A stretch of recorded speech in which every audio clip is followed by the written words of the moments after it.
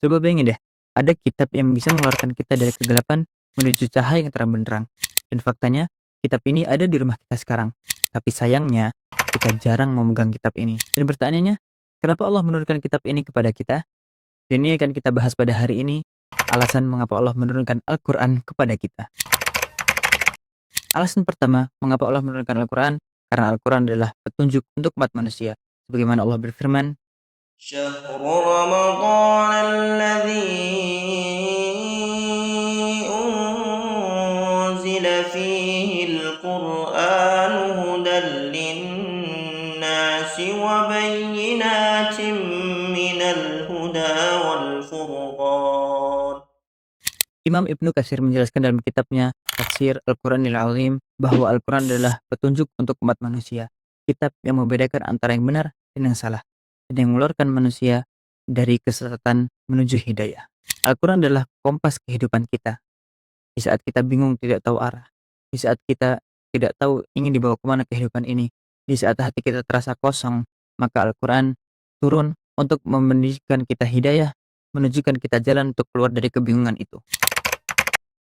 Alasan yang kedua Allah menurunkan Al-Quran kepada kita, karena Al-Quran adalah cahaya untuk kehidupan manusia.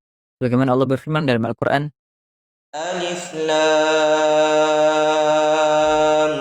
را كتاب أنزلناه إليك لتخرج الناس من الظلمات إلى النور بإذن ربهم إلى صراط العزيز الحميد. di dalam kitab tafsir Jami'ul Bayan fi Ta'wilil Quran yang ditulis oleh Imam At-Tabari, beliau menjelaskan kata az-zulmat artinya adalah kesesatan dan kalimat an-nur atau cahaya adalah iman dan petunjuk. Kegelapan dimaksud bukan kegelapan fisik, ini kegelapan hidup. Saat jiwa kita terasa kosong, di saat jiwa kita mudah marah, di saat hati kita mudah gelisah, Al-Quran turun untuk memberikan cahaya yang tidak bisa diberikan oleh siapapun kecuali Allah Subhanahu wa Ta'ala. Dan alasan ketiga Allah menurunkan Al-Quran kepada kita adalah karena Al-Quran bisa membuat hati kita tenang.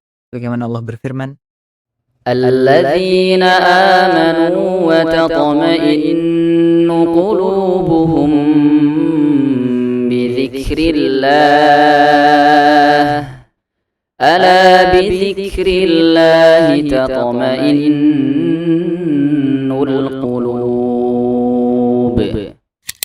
dari ayat ini kita tahu bahwa dengan berzikir kepada Allah, dengan membaca Al-Quran, maka hati kita bisa merasa tenang.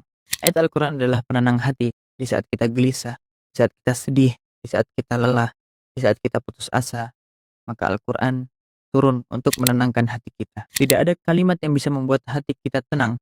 Tidak ada suatu ungkapan yang bisa membuat jiwa kita merasa bahagia kecuali kalam Allah Subhanahu wa Ta'ala, yaitu Al-Quran Al-Karim.